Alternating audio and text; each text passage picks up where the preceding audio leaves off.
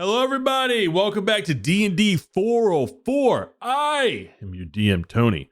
And joined with me today are the other four. Hey, you got any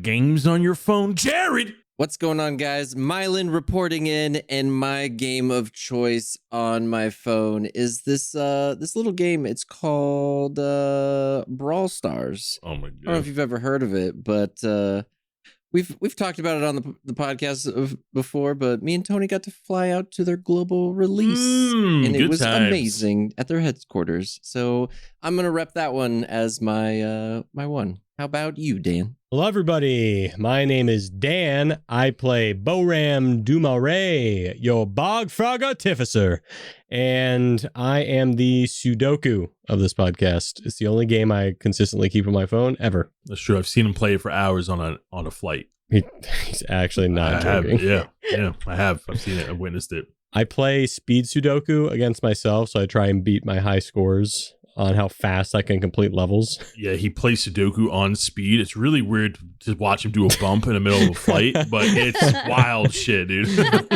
In game. All right. In a video game. How about you, Alec? Yeah, my name is Alec. I play Kaz'il Amberleaf, and my go-to game on my phone is any gacha game. I'm a gacha game guy. I play Honkai Star Rail. I play, Blue Star. That's awesome. Yeah. Whatever it's called. I forget what the second part of it. Yeah, so unfortunately, I'm a gacha guy. Yep. What about you, Kyleigh? Hi, I'm Kyleigh. I'm Vivien Charmant. And my game is Wild Rift because I love League and I'm a dirty League player. And that's all I got to say on that one. How about you, Tony? My favorite phone game is Raid Shadow Legend. No, we're not doing it. Would be perfect if we had an ad, though. Would have been such a layup. Man, hit us up, please. Pokemon Pocket, dude, that's my shit. I've been on that shit since day one. I'm still on it. Pokemon Go? Pokemon Go? No, Pokemon Pocket. Pokemon Pocket. Which one's that? It's out for a year now, but it's pretty much the Pokemon TCG. Oh, yeah. But it's like a slightly faster version of it, but it's pretty close to like the actual game. But it's much faster. But anyway, it's like great collecting. You're about to fucking get it by the Marvel Snap people in our Discord because the fact I know, you did not say Marvel Snap. I know, but Pokemon Pocket stole my heart, dude. I'm just, gotta hit that Master Ball rank, man. Gotta hit the Master Ball rank. You know how it is. You know the deal. So with that being said, we're gonna go ahead and do the recap. But before we do the recap, we're gonna go ahead and do the run down. And today's rundown is brought to you by Kyleigh with her first rundown ever. I'm nervous. Don't mess it up. I'm really not gonna. Don't screw this up. It's so fucked. Yeah, if you don't do it in one take, we're going to have a problem. Every time you fuck up, we're going to yell at glass. Oh, I thought you were going to say Vivien loses a health point. I love that idea. That's great. No! Alec, what the fuck? It's fine. We're about to be level 2. It's cool. It's cool. Yeah, It's cool. today. I don't want to reset my character already. All right, no pressure. Take it away, Kyleigh. All right. We're running down the Discord today, but not just the Discord for nothing. We're running down DND404 Discord because we have community events. We got movie nights. We got our Kickstarter updates. And you can come hang out, chat with us, chat with the community. It's a good time. You get to say hi, and we say hi, and we have good times. I got very drunk while we played games for our 12-hour stream. You were drinking during that? Hold on a second. I was absolutely loaded. I'm very sorry. The It was a truth great comes time. out. I chugged 3 beers in the span of 1.5 hours. So you should come check out the Discord. Yay, DND404. You being dead ass, Kyleigh? Oh my god, this is so Yeah, great. no, for real. Yo, is Kyleigh lit undetected? We had no idea. You guys let that slip? She won the detective game without us knowing. Oh my god. Oh my goodness. That's My so dad gave funny. me some beers and we were playing. So yeah. It's great. So I drank them all. Y'all let her slip through undetected being blitzed? You know what's crazy? We were playing a game of being detectives. Yeah. Trying to figure out who was the murderer, and That's incredible. I had a great time. yeah, it's really fun. I Kyleigh, can't believe that. Hello, Tony. for duping these guys, you get an inspiration die for this session. Yeah, well earned. Yay! Yeah, I had no idea. The movie night will be Monty Python. and the Holy Grail, by the way. Mm. Yeah, we'll be watching that this month. Great film. But without further ado, Kyleigh, why don't you give us your first ever recap? All right, here's a recap from what happened last session. And I'm going to hopefully not mess it up either. Better not mess it up. After meeting up in the morning of a fun night out at the Four-Eyed Duck, the 4 new best friends, according to Vivien, nobody else, met up. Four-Eyed Duck? The Four-Eyed Duck? The Four-Eyed Owl. No, try again. Wait, class, cut it out. Just like that, she lost a health point. Fuck. And 3 other friends. No. All right. Last session, after meeting up in the morning after a fun night out at the Four-Eyed Owl, the 4 new best friends, according to Vivien, meet up in the middle of Balderas to attend a festival for Garrick's Witherford, hosted by the Charmants. The fire giant is dead in the square, and the shell of a Tarrasque egg is in its throat, while the rest of town is moving about celebrating this successful slaying. Kaz'il leaves early to return to the Four-Eyed Owl to stand guard for Nuella's concert, while Myelin, Boram, and Vivien slowly make their way over with a new little wooden sword that Myelin gets from an apple. Very important detail. As the party enters in and sits in the same spot they did the night before, they're getting ready to watch Nuella perform for the evening, but her performance doesn't go as necessarily planned. Not only are there some rowdy magic people in the front trying to get a little too excited about Nuella's concert, there's also a little tabaxi named Sunny who scurries along in the bar, and as well as some rats that completely make the concert an entire mess. Everyone goes crazy, and the party ends up helping Nuella get up to her room, and that's where we left off on the last episode. Bye, Planet Show! Disgraced in the Heartland, a star could set things right, manufacture the magical, and return a soul to light. From a scorched, fractured forest to twilight in discourse, cleanse the rivers that bleed in this swamp of deceit and remorse. Help us conquer the shadow, dawn with a bright glow. We'll find where we belong, but what will await us when all our secrets are gone? Vivien Charmant reported in, and traveling with me today is Myelin Vaaxon, the questionably sticky red panda, Kaz'il Amberleaf, the very generous Eladrin, and Boram, the artificer. And this is D&D 404. Boyos, Gurlo, welcome to session 6, where we pick up in the midst of chaos, where we are picking up after a brief tavern brawl that had interrupted Nuella's show at the Four-Eyed Owl. Currently, where we had left off, Vivien and Kaz'il are escorting Nuella alongside with her bodyguard back to her room upstairs in the Four-Eyed Owl, while Boram and Myelin had escorted Sunny, a child who had snuck into the bar to watch Nuella's show, back outside just after Kaz'il had knocked out the people who disrupted the show. Shortly after, a couple of rats looked like they snuck up on stage and a powder had exploded. We're gonna go ahead and pick up with Boram and Myelin just outside the Four-Eyed Owl as the 3 ruffians, these uptight, upscale magic users, have been tossed out by Kaz'il, and they are now wandering down the road slightly drunk, looking for the next spot to potentially ruin or interrupt. And outside is Boram, Myelin, and Sunny. And Sunny looks very excited from all the commotion that has happened. I'm sorry. How old are you? Wait, yeah, I'm just, 13. You're 13. Yeah. Oh my goodness.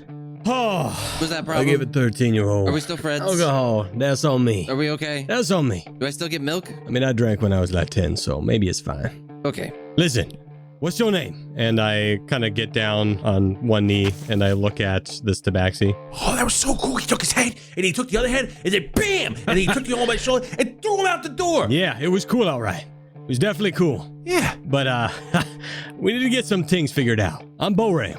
The 15-year-old girl cleans off her robes, like straightens out and straightens herself out, makes her look as neat as possible. And her robe is heavy patched work. So it looks like a a robe that was once fancy, now stitched together with various mismatched patterns to try to fill in the holes. And it has a hood on there where her tabaxi cat-like ears are poking through the top.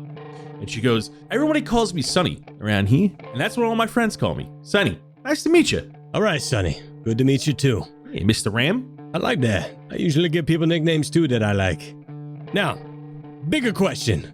Where your parents at? They're around, but I'm mostly on my own. Around where?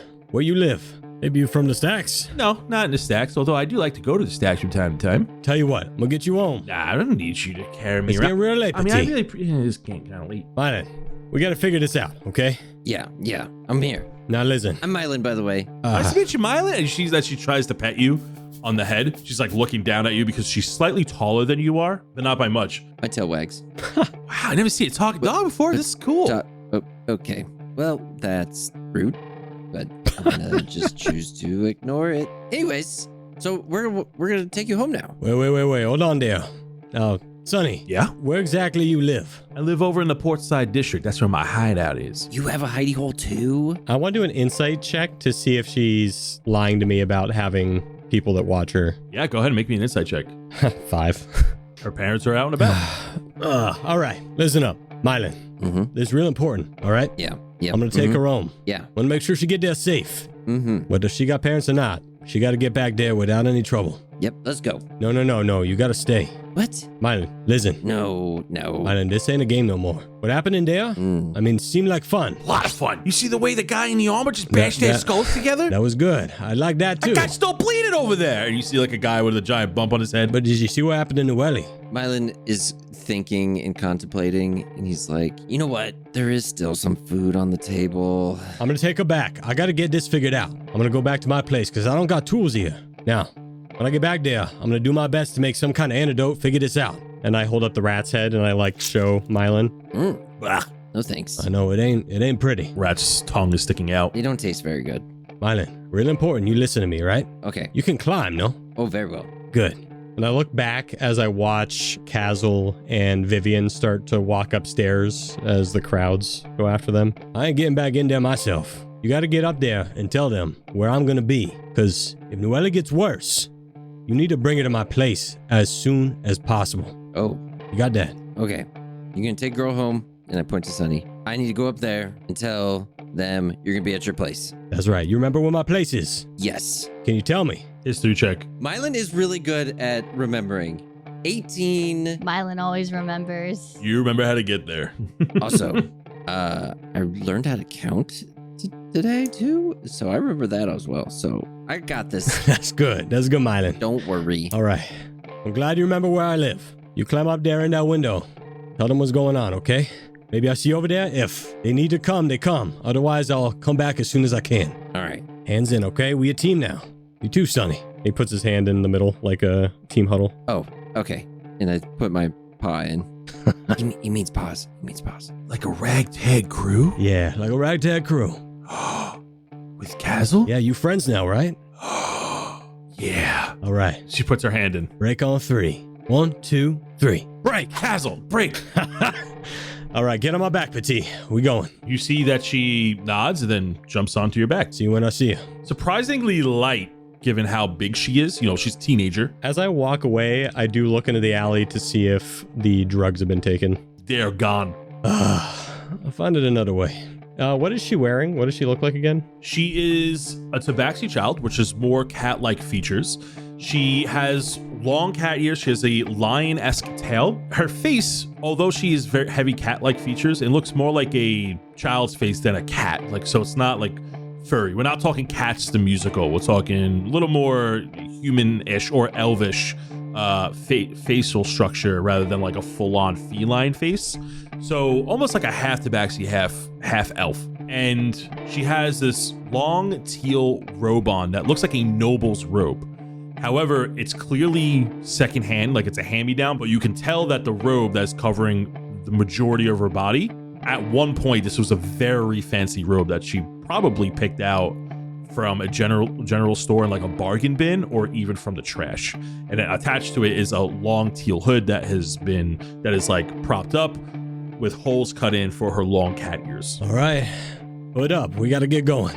And you see Boram takes his vest off and he kind of wraps it around his head like a turban. All right, we got to be quiet and stealthy. Don't want nobody seeing us, all right? She mentioned that she lives in the Portside district, which is not too far from the stacks, definitely on the way, but it is a bit of a trek as you would need to leave Westerly, go through the town square, or take the long way around where you would go through the Merchant district, through the main gate district, and then go to the Portside there. So Boram, I'll let you choose how you want to get there. Yeah, and so as Boram gets going, he's going to take the southern route where there are the most alleyways and shadows, kind of cutting around. It'll probably be a slightly bit longer, so to make up for that, he is going to be running as fast as he can without disrupting the little tabaxi girl on his back. So you're taking a long way around. Since you're running, I'll let you do a stealth check at disadvantage. I do cast guidance on myself as I go. Okay. Cast guidance on yourself, and you begin to run, and you take the south route, which is going through Westerly into the Merchant district, passing through the main gate district, which leads into the Port Side district. Not great. That's an 8. And while you run through, you're a bit huffing and puffing as you're not unhealthy in any way, but you are carrying a small child trying to run. It catches up to you pretty quick. So as your stamina starts to deplete, you can hear yourself panting along.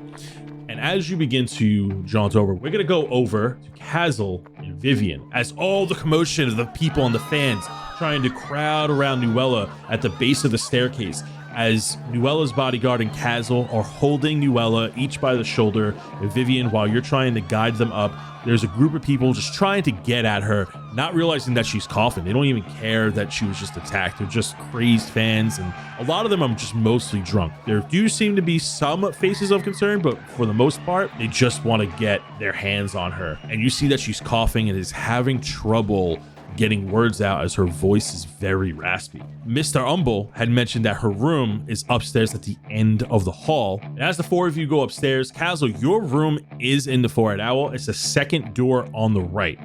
Nuella's is all the way at the end, and you take her as you head east down the hallway all the way to the end. The bodyguard gets out a key, unlocks the door, and it's a pretty nice looking wooden door. This looks like a suite of some kind. And the four of you go in, and she begins to cough as she quickly heads towards one of the beds in the room. The larger bed, lies on her back and begins to cough. And the bodyguard quickly goes to her side. Can we get some water over here? The elf bodyguard reaches out to the two of you for some assistance as he is holding her in place. Vivien, Kaz'il, what are the two of you doing? I would like to give Vivien some of the water that I have on me, and I'll just say, here, take this to her. I'll be outside, and I'll just step outside, and I want to just stand in front of the door. You step outside, you close the door, and you begin to hear all the commotion from downstairs. You hear Mr. Umble start yelling at the people like, all right, we're closing up now. All right, you don't have to go home, but you can't stay here. If you stay here, I'm calling the guard, I'm getting you kicked out, and you may not be able to come back tomorrow. I'm kidding. You'll be able to come back tomorrow. Just get out. People slowly start to trickle out of the bar. I'm going to thank Kaz'il for the water, and I'm going to make sure I run over my ration and Kaz'il's ration of water over to Nuella. Don't worry, Nuella. I have a friend with me, and he's really good with poisons. I just have to go get him. I think he's downstairs. Thank you. She takes it. She starts drinking it down, and it seems that it's a bit painful to drink that water.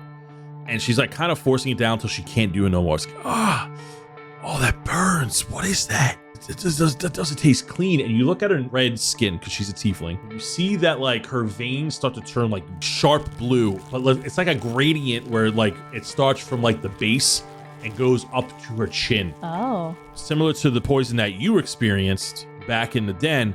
Maybe not the same poison, but that same effect where like you can visibly see the poison working on her. And her voice begins to come back a little bit more, but it still pains her to talk a little bit. But she is sitting up now on the bed. Could I do, I guess it would be medicine check to see if I can recognize it? Sure, give me a medicine check. Ooh, nat 20. -1, so 19. Whoa. So this is not the poison you've been affected with, because when that rat had exploded, it did not make that big puff like that you witnessed from session 1. You know for a fact that this isn't the same poison because you do not have the same side effects. Right. Even with a 20, you're not sure what this is because you're not versed in poisons like that. But you can tell that her vocal cords are affected It's visibly showing on the skin, and you do know that with a 20 that this is probably deadly. Vivien's gonna turn back to Nuella and the guard and just go, let me go get them. They'll come investigate. They know exactly what to do. 'Cause this doesn't look good. But you'll be okay, I promise. When you go to leave, she grabs you by the sleeve. She goes, no, let him go. I want you to stay. Almost like acting as a sign of trust.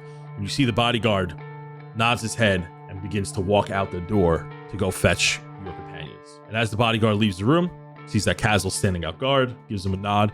He goes, hey, did you have any other compatriots with you? Oh God. Yeah. There's like he's not a dog. What is he? He's a panda. There's a panda, and just look for like probably the loudest human down in the bar still, probably drinking something. It's with like a really heavy, Bayou accent, I guess. Yeah. What does he look? He's an inch shorter than me, dirty blonde hair. And again, really loud. Yeah. Dirty. Yeah. I mean, kind of like grimy looking, but, yeah.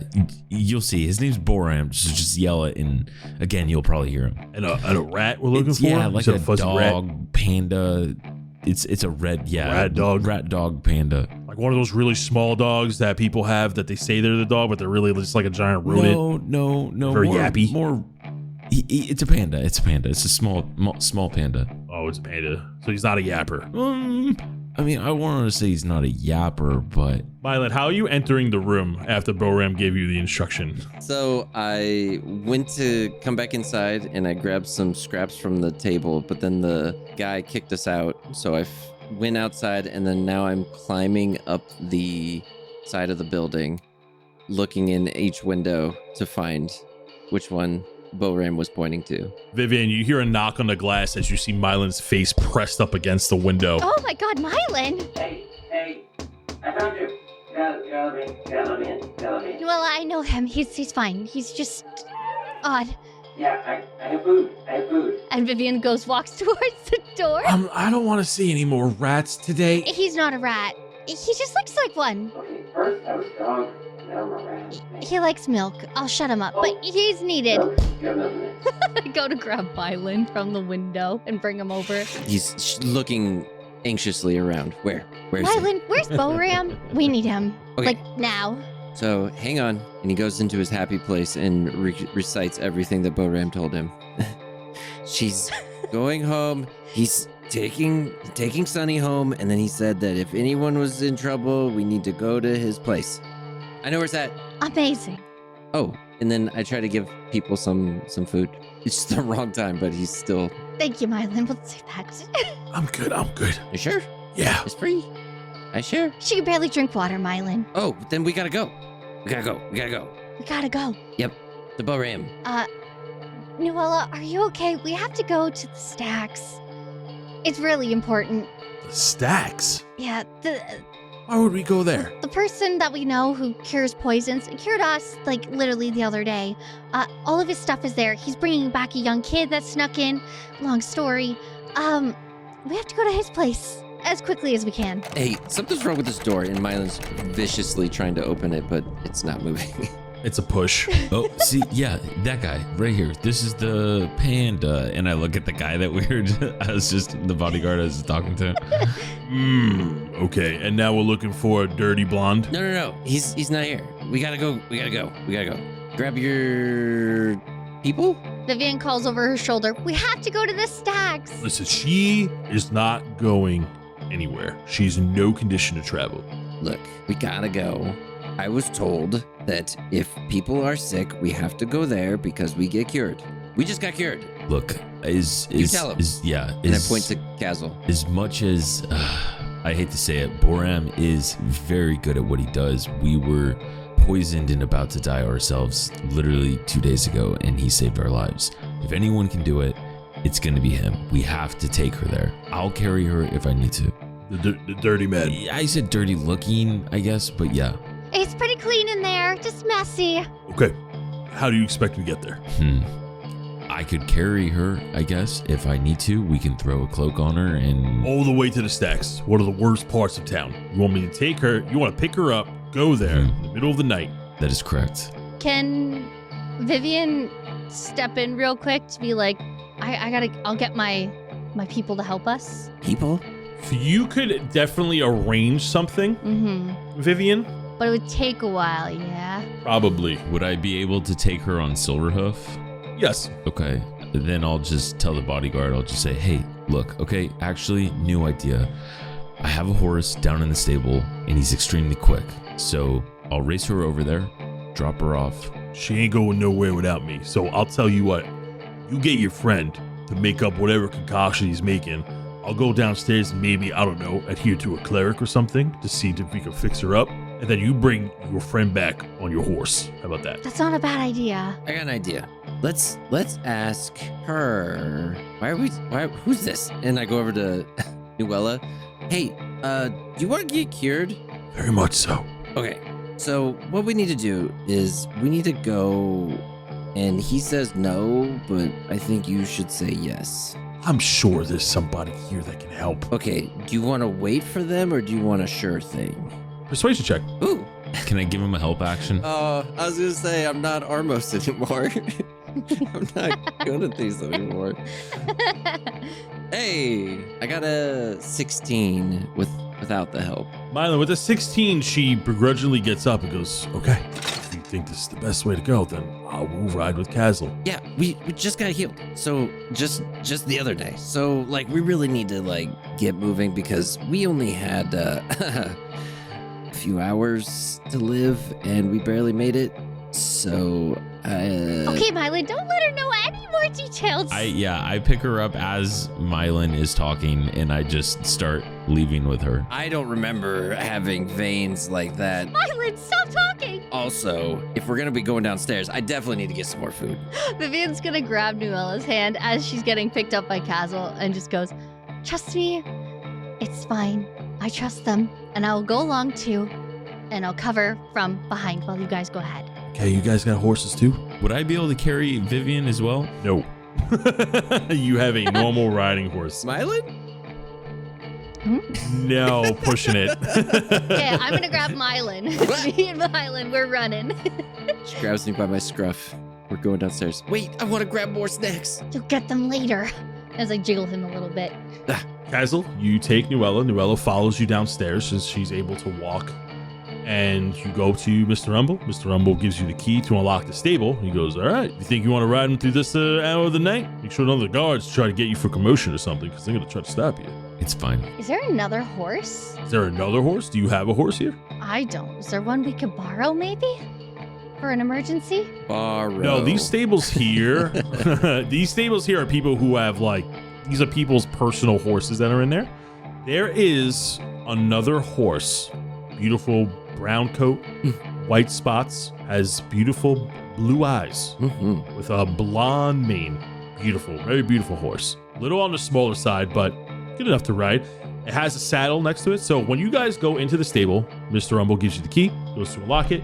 You're prepping Silverhoof as you're putting your saddle on him and getting ready to have Nuella ride on the back of Silverhoof. There is another horse in there. And sure enough, there's just one. There's just one person, and it looks like they're staying the night, but this horse belongs to somebody else. Myelin, you think of what I'm thinking? Is this 5-star GTA time? No, I think we can convince the guy who just opened it, or Quickly go ask them. Or we can see how much trouble we would get into if we did GTA this thing. Money talks. Mylin's rich, okay? He's ready to just... I'm willing to GTA it if you are. I think you have more to lose than little Myelin. Nah, not at all. You guys stealing the horse? Sorry. Vivien goes, hey, Kaz'il, how would you feel about us joining alongside you on this horse? Absolutely not. No, that's okay, no worries. Myelin will stay behind. And Vivien gives a big old wink and turns around. What's wrong with your eye? I don't understand. Nothing. Kaz'il is not stupid. He looks at Vivien and he says, Vivien, I am helping your friend. You will not steal that horse. He just does not break eye contact and he just completely blankly stares at her. Vivien crumbles. She goes, yes, oh, that's fine. I lean over at Vivien and I'm like, is His voice changed. I don't understand. I think we'll stay here, Myelin. I don't want to risk it anymore. Okay. What do you want us to do then? You know where it is. You can come. You just do not steal that horse. Look, Boram needs us, okay? You're right. He doesn't know what the poison can be. He might need us to do other things. I won't be able to stay in the stacks, protect her, and do anything else he might need from us. So you do need to come. Kaz'il is right. We are just not stealing a horse from the place I live. And he goes to take off, like with Nuella. So we turn to the guard. So you're stealing the horse. Kaz'il, you take off on a horse while Nuella looks back kind of nervously as he heads through the town square, because that is the quickest way to go, where the slain fire giant is. Mm-hmm. And the three of you are looking at each other, and this one horse. Listen, I don't think we should take that horse, and it wouldn't hold the three of us. How fast are you at running? Whoever the fastest runner doesn't get on the horse. Okay, bye. And I take off. You're the fastest runner? I am. Yeah. Bye, Myelin. I mean, are you a fast runner, guard? We could run. We could be good. My parents could just pay it off, too. It doesn't matter. I'm kidding. We can just go. Let's go. And Vivien just starts to book it out after Myelin. Okay, so the three of you continue to run after Silverhoof. Kaz'il rides with Silverhoof to Nuella. We're going to pass back over to Boram, who is currently taking the long way to the stacks, but he has to pass through the Port Side District. Right now, you are passing through the Market District. So, Boram, you are jaunting along, out of breath. Yeah, big time. But holding fast as you are carrying this child on your back. Yeah, I mean, you're kind of taking a long way. I know. Kind of taking a long way, man. I know. Do you have ops too? I don't know what that word means, Petit. I just smile at her. Oh, I like you. You're cool. But can I ask you a question? As you are now coming up on the bridge, going into the main gate district, and you are currently running over some soothing sounding water. So how long have you known Kaz'il for? No, Kaz'il. Known him but 2 days maybe. Oh, did he save you? I think maybe we saved him a bit more. He did go down a bit. Looks like a hero. He is strong, I must say. I don't know if I like him much right now, but he seemed reliable. How reliable? On a scale of 1 to 10, at least right now, an 8. Ooh. Could be more, but I don't know him that well yet. He kind of looks like Garrick's. He reminds me of Garrick's. Yeah, maybe a smaller version, no? He just took those guys out. It was awesome. Yeah, that's right. Guys. And Boram's losing attention as he is starting to pay more attention to the shadows and the bridge in front of him. You are passing through the main district as there are guards, but they're just looking at you and they're not really paying. They're like looking at you weird. Yeah. However, because Sunny doesn't look distressed, they're not particularly Yeah, we worried. just look like it's not strange. illegal or totally weird to be out this late at night. However, they're definitely taking notice. With your 8, you're not being stealthy at all. Yeah. You are getting winded, so you're not really hiding your presence as much as you are just being alert. Route was good, my technique not so much. With that being said, go ahead and make me an active perception check as you are checking these corners, and that's going to be your perception check until you get back to the Port Side District. That is a 9. She's gassing you out. You're kind of, with a 9, you're checking your obvious corners, but She keeps talking. you're just giving everything like a, yeah, she's distracting you. She keeps hounding you with questions about Kaz'il, like some type of super fan. I know. He's from the Feywild. What else you want to know? From the Feywild? So he's literally out of this world? Did I say Fey? Maybe that slipped out. Shouldn't have said that. He can yell at me later. And I keep crossing the bridge over to the Port District. You go over to the Port Side District. The Port Side District is well constructed, but it is nowhere near upper scale as the Westerly District that you were in. All of these homes are nice for a city, but they're modest. There's a lot of 3-story, 4-story buildings. These houses look like they contain multiple families, separated nice and easy into different levels. There are some single family homes, but all the buildings are a lot more bunched together here. And the district is separated or contains a bridge that goes up and down that has this large reservoir filled with boats. It's called the Portside District because every boat that sails into the city goes through this bridge and resides here. A lot of blue-collar workers live in the Portside District, and it also houses a lot of sailors and merchants and travelers that come and arrive by boat. Most people that visit the city tend to stay here as it's the most accommodating for your coin here. The place is mostly filled with like short stay taverns. Most bars don't even have rooms here. You're just there to eat and drink, and you would rest at a hostel here. So she had mentioned that she's a part of a specific tavern that is just over the bridge in the Portside district. There's a lot of bridges in Balderas. And she goes, yeah, it's just over that next bridge. If you go down, you're looking for the long green building with the emerald roof. Yep, long green building. Sound good. And I finally take her off my back and put her down in front of me. All right. Whew. Getting tired? I really enjoyed the piggyback. That's good. We friends now, right? Yeah, we're a team. Yeah. She goes to give you a fist bump. Friends give each other nicknames, and I fist bump her. Yeah, We'll call you Solier. No, Sunny is my... I already have a nickname. It's called Sunny. That's a druid word.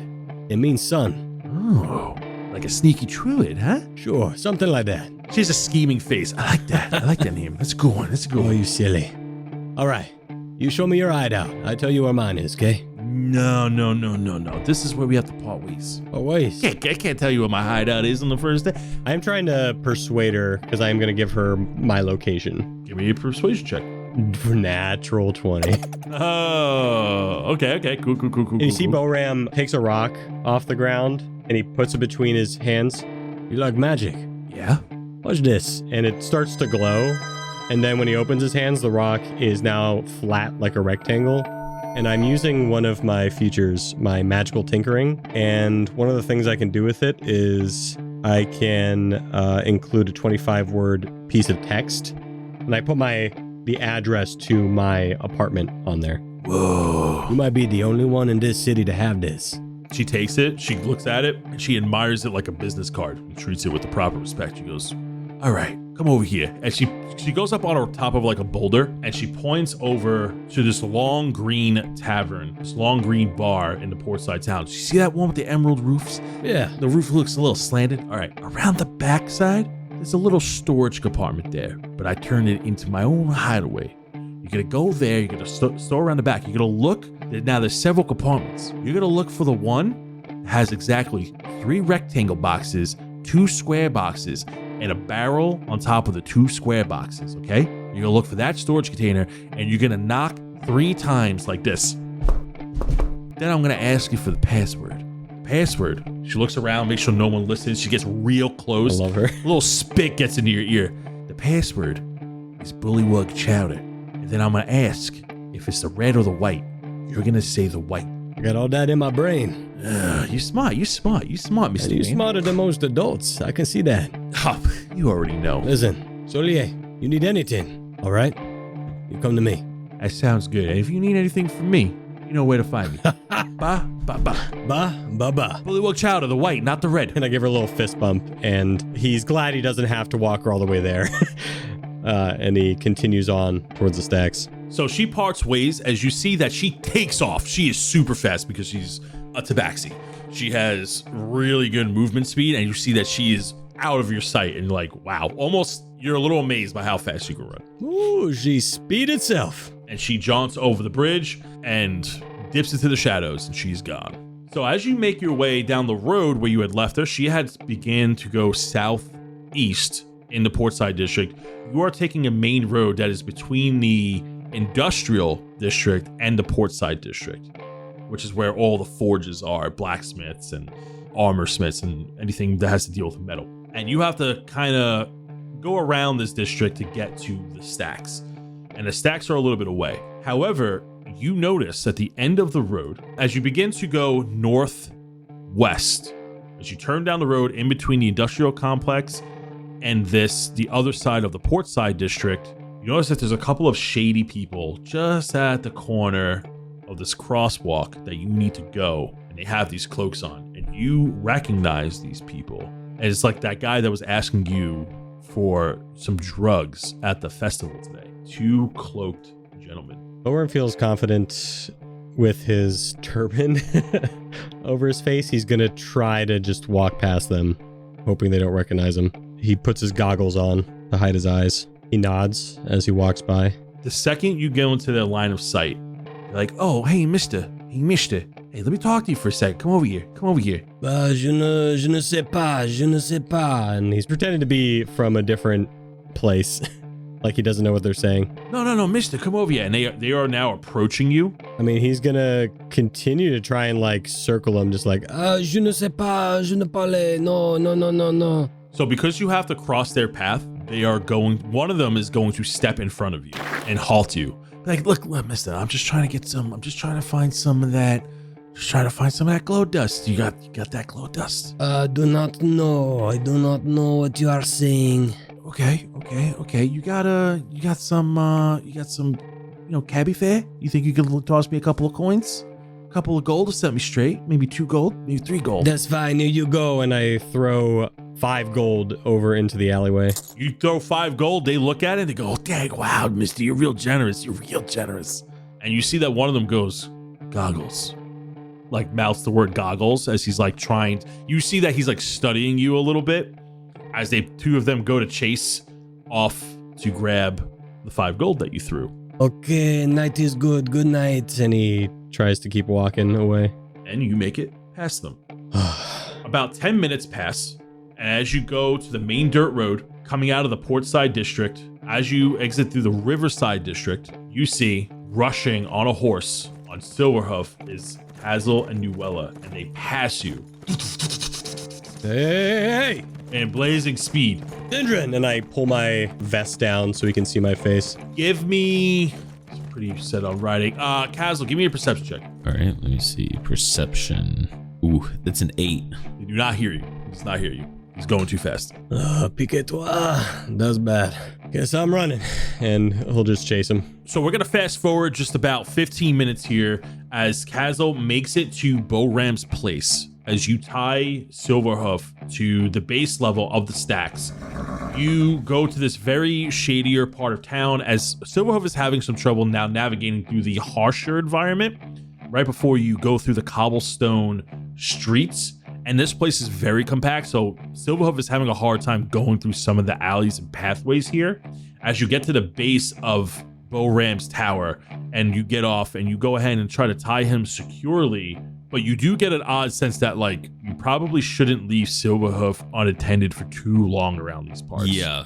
No, I was definitely thinking that as well. When it comes to like Boram's place, he's the only one that's like up there, right? Do I see any lights on or anything from? No, there's like upwards of like 20 different tiny homes in this tower. So in his window, no, you don't see any lights on. Okay. But you do know you have to walk through someone else's home just to get into his home. This place is built on top of each other. There's like almost no expectation of privacy here. All right, just knowing that, I, give Silverhoof a little tussle and I just say, good job. And I bring Nuella upstairs to like Boram's place. You bring her up to Boram's place and sure enough, it is locked. A couple of minutes pass, about 10 minutes pass as you're waiting outside. Boram begins to make his way up the shaky ladders and wobbly bridges. Hey, run this. Much so long. People to save. Get up there, Boram. And he reaches the stacks, I guess. You reach the stacks, you go to your front door, and you see that Kaz'il and Nuella are waiting there for you. You beat me here. Forgot you had a horse. Maybe I would have taken that first. But glad you're here. She got worse, no? Yeah, you can see the poison kind of doing its thing through her body. Oh, no. That's not good. You see these blue veins on her scarlet skin. That's bad. That's real bad. All right, inside. Come on. And he unlocks the door, gets inside. It's a new mess. Like you can see since last time he's been working on new stuff. And he keeps snapping his fingers and using his druid craft to do little sparks on the lamps around this place to illuminate it. And then he takes some schematics and blueprints and gears off the bed. He's like, all right, put her here. Come on. I get to work. Give me a moment.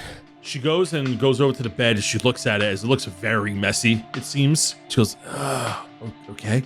She sits down on the bed and looks around. She sees she's holding her neck. First things first, put something on boil. Get this going.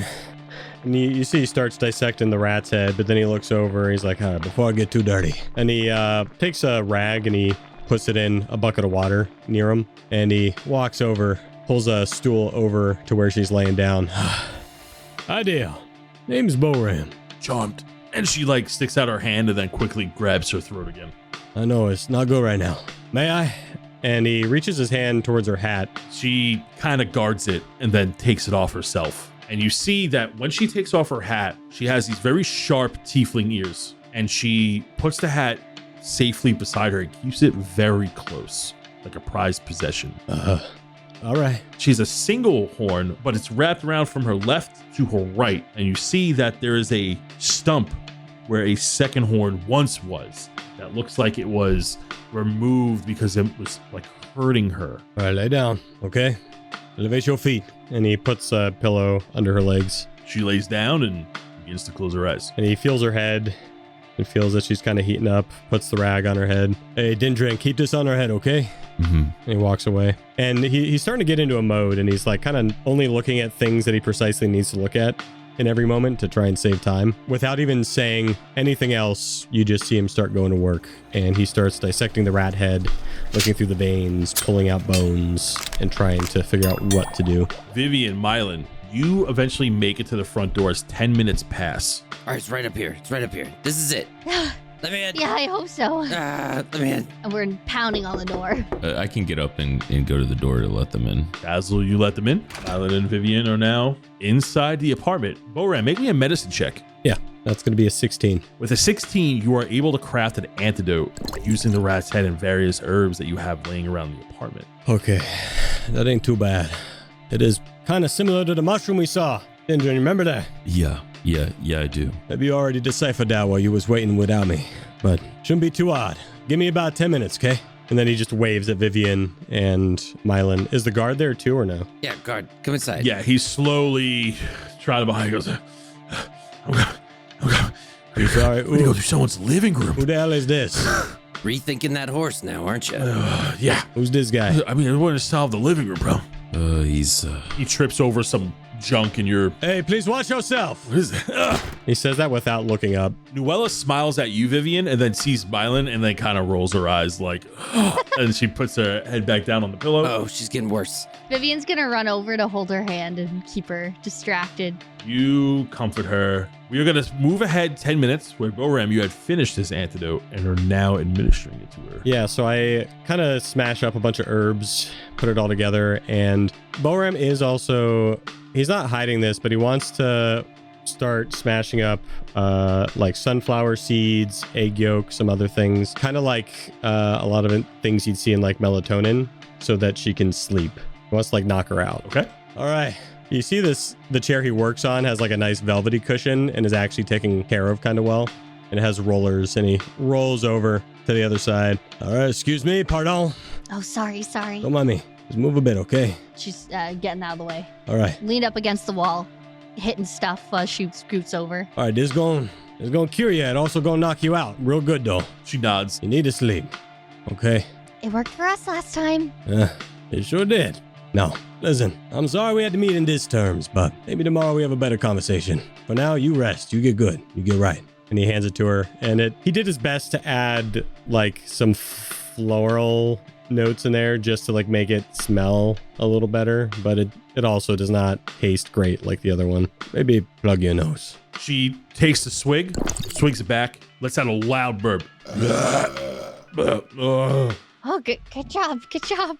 Vivian's just patting her head. Passes out, holding her hat, almost like a body pillow. Holds it close. There a reason the whole parade came in here. And he looks around at this group of 5 in his house. Don't look at me, he wrote me into this. And he looks at Kaz'il and Myelin. No, technically you refuse to let her leave your sight. You could stand outside. Anyways, yeah, speaking of that, I need to go check on Silverhoof. Yeah, you better. It's not... I mean, it's an okay place. Good people here, but a couple bad folks. And Kaz'il will step out to check on Silverhoof. Roll me a d20. Let me know if you get 11 or higher. I got a 14. You go down and you see a figure wearing a robe and a leather skull cap looking at your horse.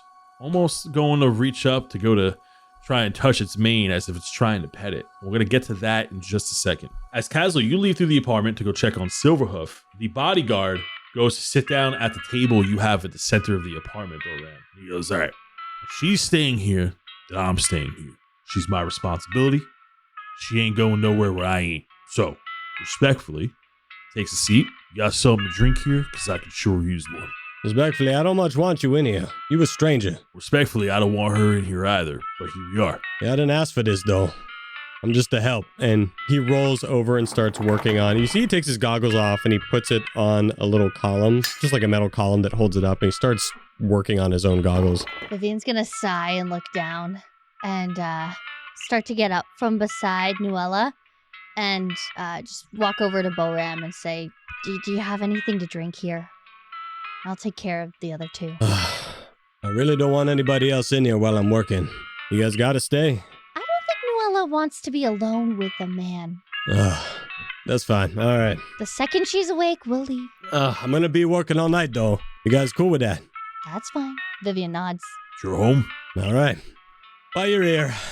And Boram rolls over, picks 2 bottles of moonshine off the shelf, and rolls back over. Which one of these you like better? One tastes very clean, like it was crafted to perfection, but lacks a bit of flavor. The other tastes like gasoline, but has a ton of flavor. You see he's examining the bottles and looking and trying to make a choice, and he goes for the cleaner looking one.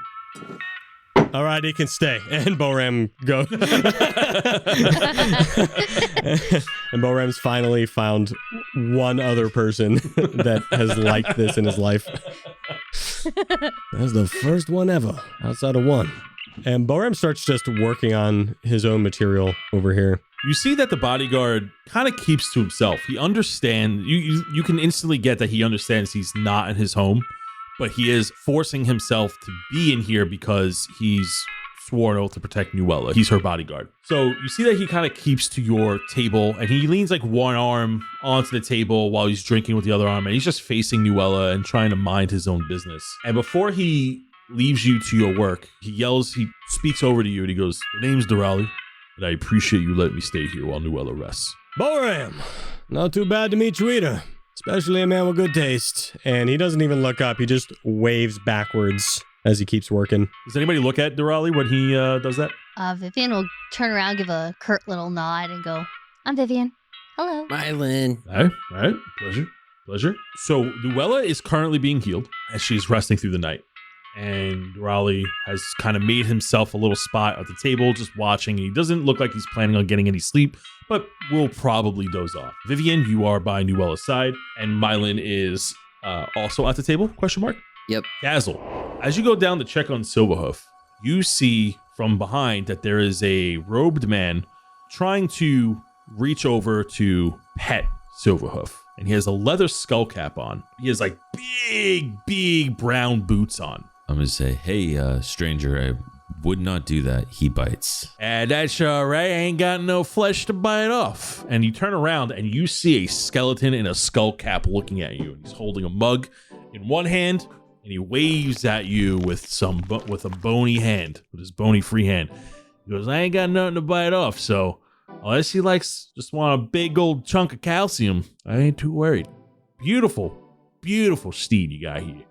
Beautiful steed. Oh, thank you. So, and I'm getting closer and closer to him. And I'm just going to say, so what's your name? Name's Ivory Ascian. You can call me Ivory. Ivory. My name is Kaz'il.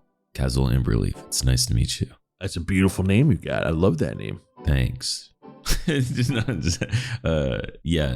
Kaz'il says, so I take it you live here in the stacks? Oh, of course. I run a little shop. Just above those staircases, and you see like 3 staircases that like split and meld together, and then split again to all these different shacks. And one of the shacks with a sign that's loosely hanging by unleveled chains, there is a shop that says Ascian's Illustrious Goods.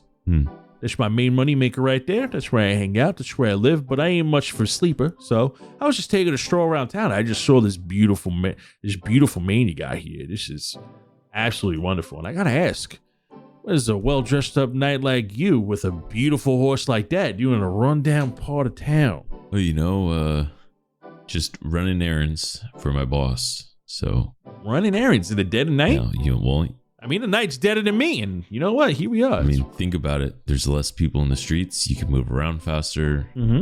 Stores are closed, so I would look at them, and I'd also say, people tend to ask less questions, and I just stare at him as I say that to him. Most people aren't curious like I am. Indeed. Well, anyways. So you friends with Boram? You see this skull looking at you. There's no facial expression. You cannot get a beat on this guy, but he is just like staring at you. And like the second there's any silence, he asks a new question. I take his question and I just say, friend is a strong word. I would say acquaintance. And I can promise you I was here on work. You know, work? Well, friendships are the strongest vessel to travel on. Yeah. It can get you through some stormy times. I'm sure it does. Good friendship. I'm sure it does. But it can also betray you and be unforgiving. You look like a guy with a darkened past. He drinks from his mug and there's coffee, and the coffee goes through his jaw onto the floor. Yeah, okay, you're spilling. You're never mind. Yeah, it tends to do that. Then why do you do it? It's like a habit thing. It helps me keep in touch with the material plane. I used to drink coffee a lot when I was alive, and I kind of do it now just to maintain a sense of normality. Where are you from? When I was alive, I was from the Aramore City.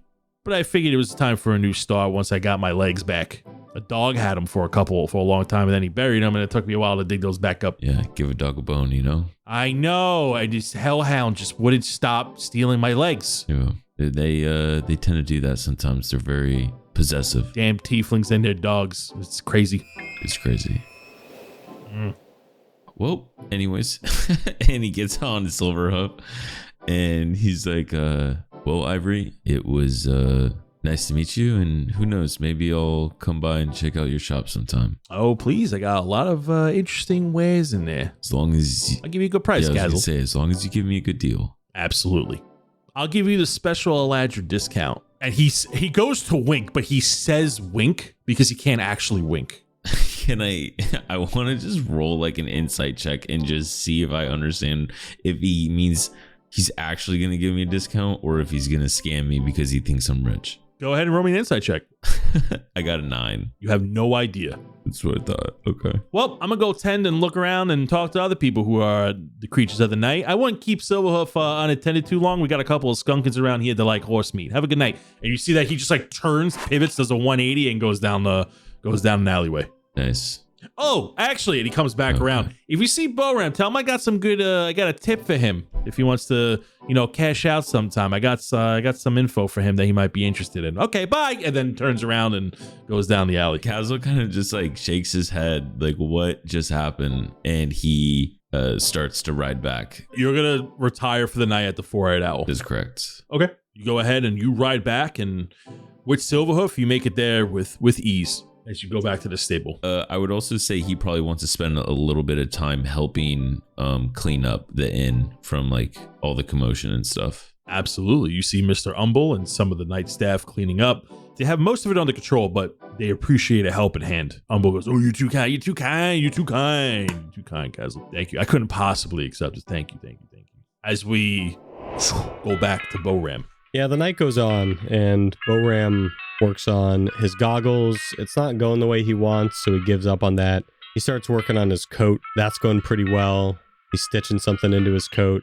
He's working on some runes and some other things. He's gone through about 3 cigarettes by this time. And once it gets to about 3 in the morning, Boram finally puts his stuff down for a moment and kind of just looks back into the quiet room as he's waited for people to fall asleep. Everyone is asleep. Vivien is hunched over where Nuella is. Myelin is curled up on the stool near the table. And the bodyguard, Durali, he's leaning on his fist with his elbow on the table with an empty glass in his hand and is kind of falling asleep watching. Yeah, Boram stamps out his cigarette. He gets up and he's slowly walking around, his boots clicking on the ground. Looks at Myelin. Goes past the guard until he's right in front of Nuella. Looks down at Vivien. No smile. Plain face. Looks at Nuella. And he slowly reaches for the hat. He's going to try and take this hat. Stealth check or sleight of hand. That is a 21. You successfully take the hat from her clenched fists without disturbing anyone. He puts it on his head. He slowly walks back, looking at everybody again, slowly doing a 360 as he walks, checking on them. Then he sits down on the stool. He puts the hat down and he takes one of the feathers off the hat, meticulously unraveling it, unsewing it from its seam that keeps it there.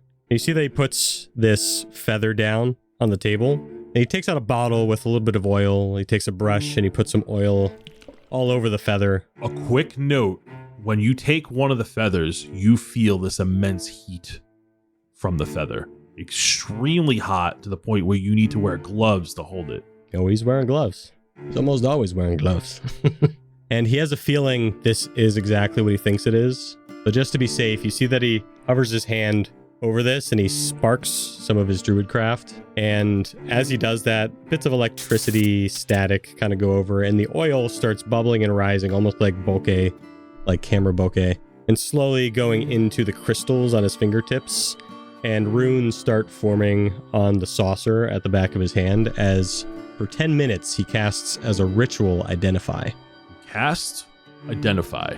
You touch an object throughout the spell's casting. If the object is a magic item or some other magical object, you learn its properties and how to use them. Whether it requires attunement and how many charges it has, if any. You learn whether an ongoing spell are affecting the item and what they are. If the item was created by a spell, you learn the spell's name. If you instead touch a creature throughout the casting, you learn which ongoing spells, if any, are currently affecting it. And you could confirm that this is indeed a feather from a phoenix.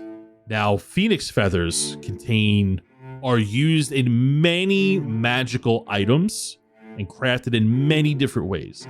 It is inherently magical because the beast that the feathers are plucked from are magical. However, it doesn't contain any specific properties, rather is used as an ingredient for magical items or potions.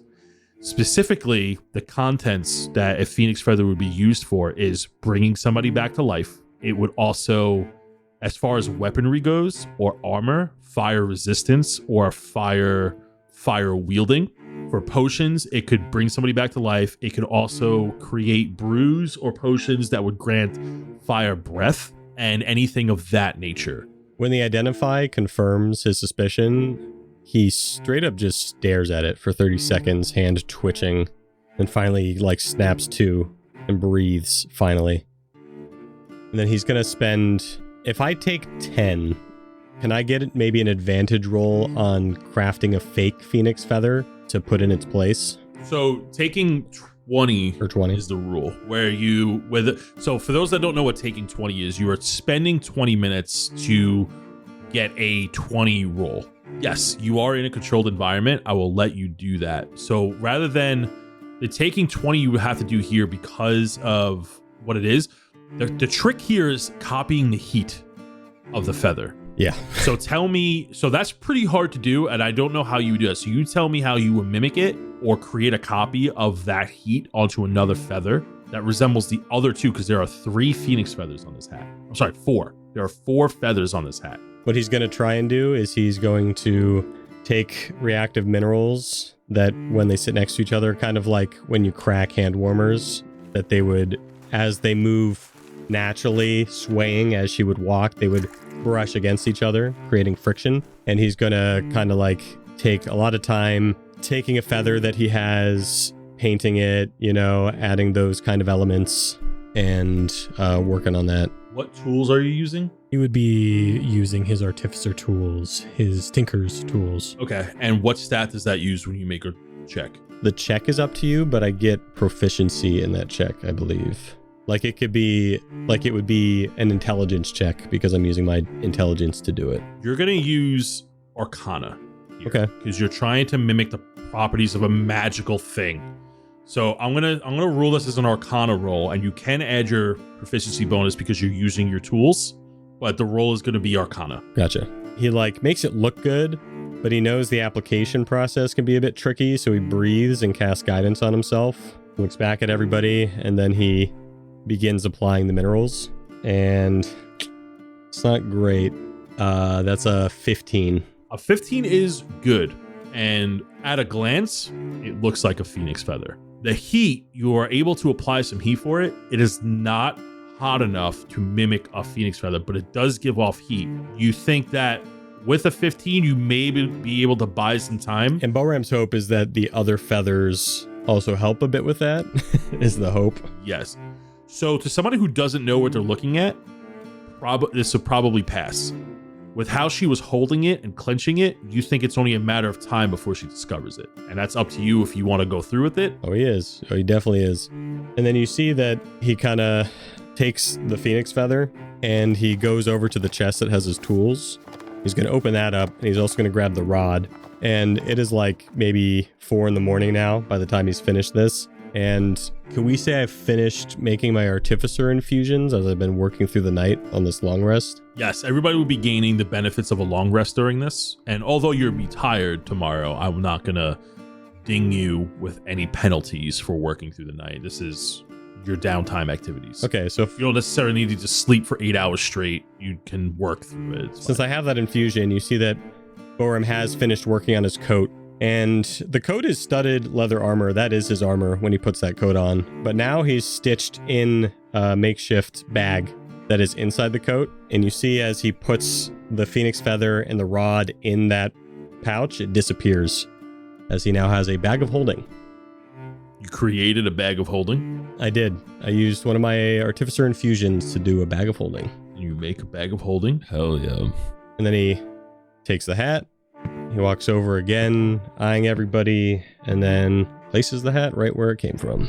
Give me another sleight of hand check as you place the hat back. That is a 8. Vivien, you are awoken to Boram holding Luella's hat. Boram? Why are you standing on top of us with her hat? What are you doing? Sorry, I woke up and I wanted to look at it, but you're right. I shouldn't touch nobody else's stuff, so I leave it alone. My bad. Yeah. How long have you had that for? What you mean? I was just about to do it. And then he stops smiling and he just walks away. Can Vivien do a... Yeah, I'll do a deception check. Yeah, make me a deception check in private. Yeah. Vivien, make me a insight check. Insight? Okay, perfect. Yeah, you could say that number out loud. Oh, no. Vivien has a 7. He was looking at it. She's annoyed, but she'll just brush it off. And she turns to Boram because she sees that everybody else is still knocked out. Because she's had a question for a few days now. And you see that he's continued working on his glasses, but he looks frustrated that something isn't working. Hey, Boram, I have a question. What is this jolly shows? What you need? The other day you talked about the person who made the other moonshine. Was it Melody? Oh, Elodie. Elodie. That's right. She's your sister, you said? That is my sister. Mm-hmm. Why? You met her in another life. I don't think so. But do you see her often? I mean all the time. A while ago. Oh. I haven't really talked to them in about 2 years. Oh, I'm so sorry. It's okay. I'd love to go back, but I got things to do, so once I'm done doing this, I'll go back. I'll see him again, and we party like we used to back in the Bagu. That's good. That's nice. Siblings are nice. And Vivien's just kind of like half out of it. We called her whiskey breath. I'm sure she loves that very much. Well, she does. She wears it like a badge of honor. What do you have to do to get back to her? Guess all I gotta do is walk when it comes down to it. And he sees he was a little loud, and Myelin shifts and he quiets down again. I'd just have to go back to the swamp, I suppose. All right. Vivien's satisfied. She wants to know more, but she knows it's getting a little weird for her to keep asking. Sorry to pry. I was just wondering. Ain't no thing.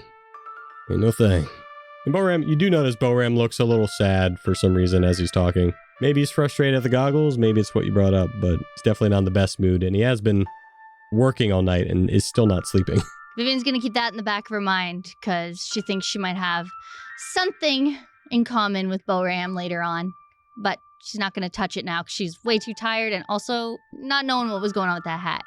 She's going to rest her head, but she's not asleep. She's going to fake it just to see if she can hear anything. Does she hear anything? Oh, she hears a lot of tools, a lot of sparks, a lot of fire. A lot of couillons as he swears at himself when something doesn't work. And that is where we're going to end the night as morning breaks. And we are now on the 15th of Myrtle. Everyone gains the benefit of a long rest. Everyone is now officially level 2. Myelin, Durali, and Vivien are awoken to a glass slamming on the table as you see, as the sun raises, it begins to light up through the windows of the Boram's place. You see that Nuella has taken a swig of that harsh brown that Boram had offered to the guard the night before, and started taking a swig of that. She's wearing her triangular fedora with her 4 phoenix feathers in it, and she is taking them back. She goes, that is intoxicating. Woo. And it feels so good to have a swig of that. You know, most people would be upset you break a glass in their maison, but that means you like my sister's moon spirits, and you all right. Sorry about that, but after that night, I just needed myself a drink. Well, sure you did. How you feeling now? I feel so much better. Whatever that was put me out. And I was some of the best rest I've had in a long time. I think there's a spring coming out of your mattress though, but There is? some really good. I still had a great night's sleep, and I appreciate that. Well, where is that? And Boram comes over and you see there's huge bags under his eyes. Hey, be honest, I don't normally fall asleep in here. Myelin, Durali, and Vivien, you are all awoken by that conversation. And this is a new day. We're now on the 15th of Myrtle. Vivian's gonna stretch and just go, did you get any sleep at all? You see Boram has taken all of the covers off the bed and is now fixing the spring. Sleep is for the weak. And he just keeps working on it. Vivian's gonna nod and start getting up to the table. Yeah, you take a seat at the table. You see that Durali is finally awakened. Myelin, what are you doing? I'm gonna wake up after being curled up on a stool and do my stretch, where I'm gonna stretch out my arms, and then I start stretching out my legs by scooting across the floor, pulling my body with my arms while my feet kind of dangle behind me. Just doing my morning stretches, and then I kind of lay on my back for a second with my paws up in the air. You see Nuella takes another drink, puts down the glass. Durali chimes in and goes, all right, Nuella, look, I know you want to keep performing. I understand you love it, but you need to make money. And I get that. As one working man to a hard working woman as yourself, this is the 4th show that you have faced this type of harassment. This doesn't look like your normal hecklers, Nuella. This looks like an assassination attempt against you. Takes another swig. What am I supposed to do? Right? It's a part of the game. Once you get really popular, that's what people want to do. They want to take you down a peg. So you either need to start hiring more protection, or you gotta take a break. And you see Boram falls off the bed and the hand just goes up in the air with a spring. I got it. Vivian looks absolutely concerned by this conversation and just whips her head around and goes, 4 attempts? Well, the first one or two, we just thought they were hecklers, but we started noticing that all these places we were playing at had rats in it. And these rats were trying to come up and try to bite my toes or something, but whoever else happened to be working the door that night managed to keep them at bay and keep them off the stage, but I didn't realize they were going to explode on me. That's a first. Do you know anybody who collects rats by any chance, or has anything against you? I really don't know about rats that don't like me, but I have people who love me and I have people who hate me. It's just the name of the game when you're a traveling entertainer. You know how it is, Vivien. People just don't like you because people like you. That's it. So that's all the reason they need to heckle you, to try to bring you down. That's true.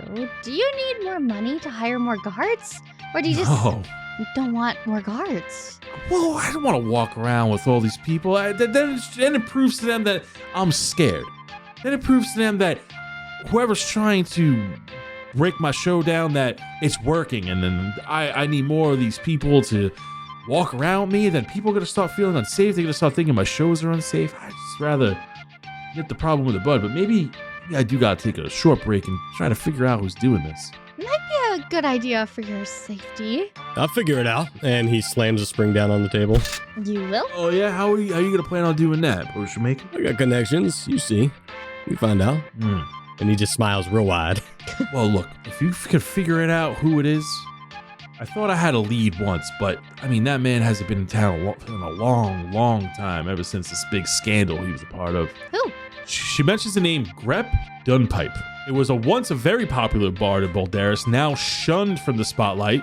So Boram, you would know this. Vivien, you would know this. Greg Dunpipe was a bard that some time ago, about a year or two ago, was shunned from the spotlight, shunned from the city. He could not walk around because he was getting arrested because he was a part of a big drug scandal. He was using his celebrity influence to push drugs into the street to get more money, and has been discovered that he was doing that. And because of that, he was shunned and had left Baldaris to avoid being arrested by the city guard.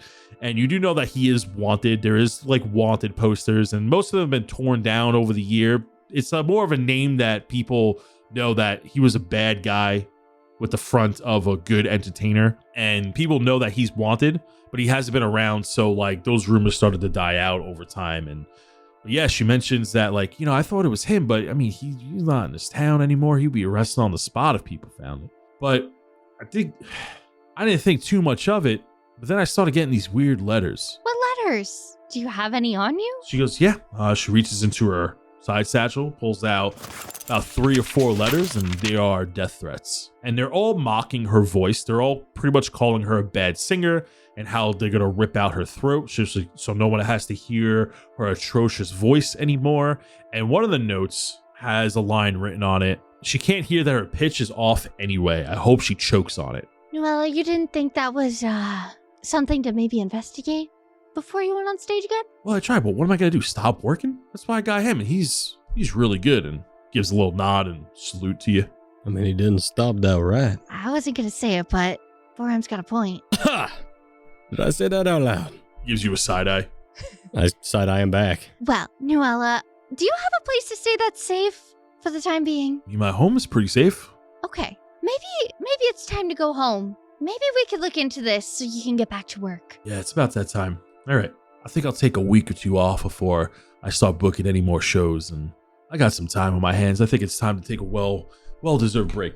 But I'll tell you what, if you think you can solve this little ruse that's going on or take care of this issue for me, I would greatly appreciate that, and I'll make it worth your while. I'd appreciate that. When things are done, when we figure it out, I might have a question for you later, but we don't need to ask that right now. I'll ask you later. Wait, what was worth the while mean? Specifics, numbers.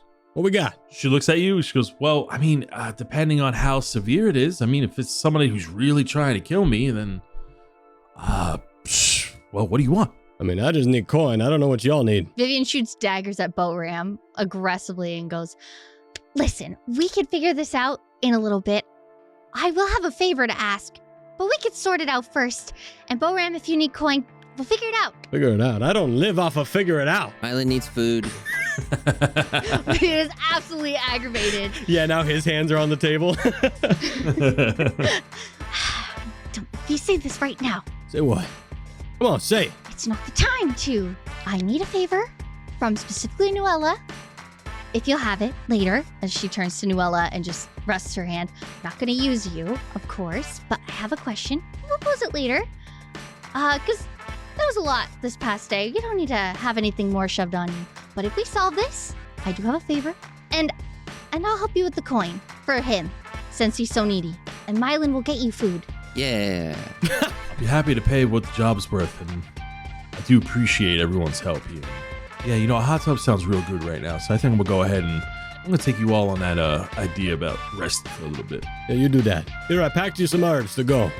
And I give her a pack of some of that stuff, just in case. All right, I'll send an owl if I hear anything or receive anything, and if I get any more of these weird letters, honestly, I probably do in my mailbox back home, but if I get any more of these letters, I'll send an owl and I'll keep you posted. You get some good rest, Noella. Thank you. And she gets up, and Durali gets up. She goes, oh, sorry about your, sorry for drinking your stash. And you see that there's 2 empty bottles. Both of the options that you had given them are drunken. Drank that much? Can't believe you ain't dead. Yeah, well, you know, so some people can handle their liquor more than others. And she kind of like winks at you in like a teasing way. Oh, I'm a fall for you. That's right. Yeah, get in line. And he just winks at her. Get in line. Hopefully right behind the people that trying to kill me. And then she walks to the door. Maybe instead of coin, ask for a date. And he sits back down and starts working on something else. You see they walk to the door and the bodyguard gives you, he points his 2 fingers at his eyes and points them at you as they shut the door. Boram just salutes at him. And they leave. Vivien slams her hand on her face and on the table in front of her. Just goes, damn it. Why'd you ruin everything for me? What we ruin, exactly? Nothing. She She just slams herself down on the stool and just lets it go and goes, are you hungry? Yes. Yeah, you hungry, Petit? Should we go get Kaz'il? I heard hot dogs. Hot dogs. What are those? Hot dog? First things first. Come with me, Myelin. Hmm? And he opens the door to the bathroom. Get in here for a sec. You ever seen this? Ooh.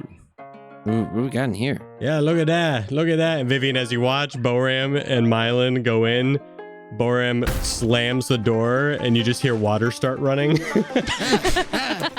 Get in there. No. You ain't had a bath in days. You need this. Oh, he's covered in milk still. Get in there. No. Ah, my eye.